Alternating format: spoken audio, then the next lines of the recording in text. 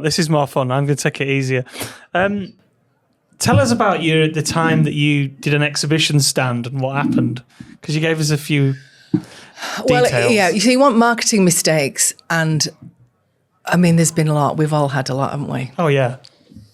But this one particularly sticks out because when I think about it now, I can still feel the anxiety and I can still feel the dread of watching what unfolded. So we were at Excel in London, where I'd spent a lot of time over the years. And it was quite early in my career at one particular organisation, and this was a big stand build. This is, I don't know, probably 100 square metres stand, big.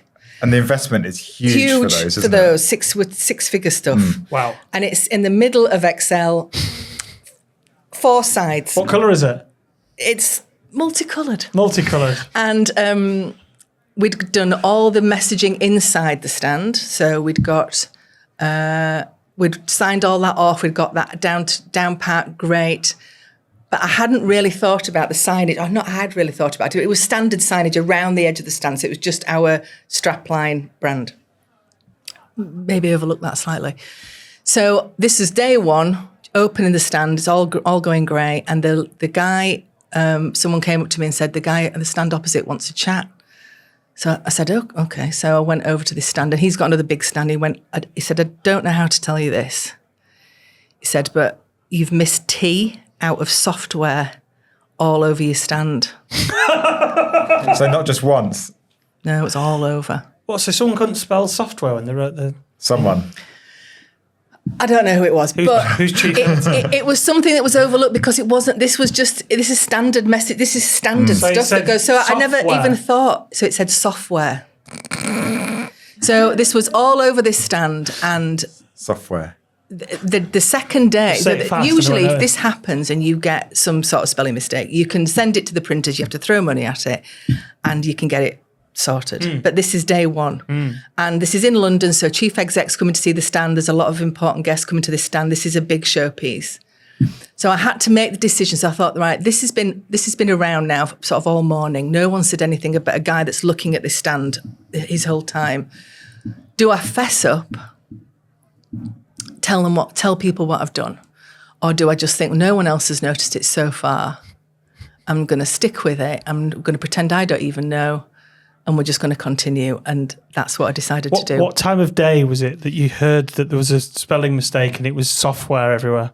It was probably about 11 a.m. So the show had been open like a couple of hours. And how many people do you think is in the show? Thousands. Over the day? Thousands, okay. And plus the whole leadership team of the Plus company. the whole leadership team of the company. All the team that were, I mean, there was, I don't know how many stand staff, 20, 30. And how long was the show? 3 days. So for 72 hours, I just sweated. And I was just... The anxiety was high because every time someone said my name, I just was like, what? Because I thought they were going to say, have you noticed that? What level were you here? Did you have bosses there as well? Yeah. Right, okay. But what, I couldn't do anything about it. So I just thought, no one has noticed it. In front of the word every time. It was everywhere. I couldn't position myself. And were they only using this stand once? And then that was it? They were going to bin it after that? Unfortunately, that is what happens with stand builds. Yeah, you just build them and then they take them down. Unfortunately. But at that point, they might be a little more environmentally friendly these days, but that's what used to happen, yeah. I think the moral of this story is that nobody reads stands. That's a very cynical view. Nobody bloody reads them. What I did know, because I'd written that word a lot in my time at this... Software. Yeah, that... I had done it. It's a mistake that you do when you're typing a lot. So I thought this is a mistake that people don't pick up on. I've not picked up on it before in other certain things. So I knew that it was a mistake that was common, and I just had to just go with it. So when the clock struck 5 o'clock, no, not very much on the last day, were you just incredibly relieved? I've never. Do you know what this is? No one knows that. I've never ever told anyone. An exclusive. I love this. I absolutely love it. We're clipping that bit. I mean, it's the fact that you've spent the whole time. Basically, you did the ostrich approach, which is you buried your head in the sand. I buried my head in the sand. And just thought, I'm just going to grin and bear it. But this wasn't. This was quite early on in this. This was a big piece. I just didn't. I couldn't do it. I just couldn't. No. If anybody else had noticed, I would have been going. I can't believe it. But no one did, and I got away with it. It would have been so insincere. There was me and the guy in the stand across. That's all that knew. Your fake surprise. Really? How did nobody notice? How did nobody notice that? I've. You'll be surprised that word particularly.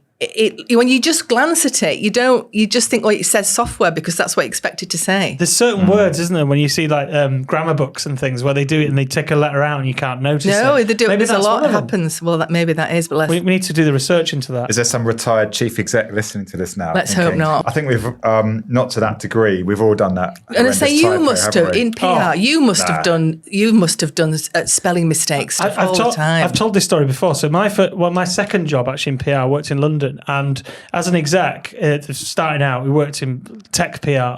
And as an exec, part of the admin of the job was basically printing all the press releases out, stapling them, and folding.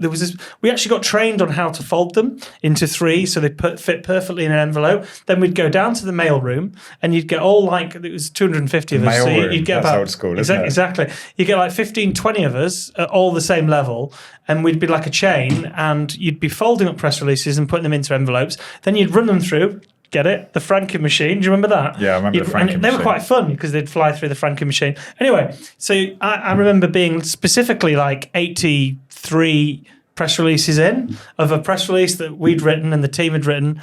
And on sorry to all clients listening right now, second paragraph in, I saw typo, like a small typo, and I was like, did exactly what you did. I was like, pretend it's not there. I'm going to have to go upstairs because this wasn't the days of being able to it's not digital, is it? You've got to go upstairs, change everything, reprint it all out, come all the way back down, and we missed the posts. So I just went with it with a typo.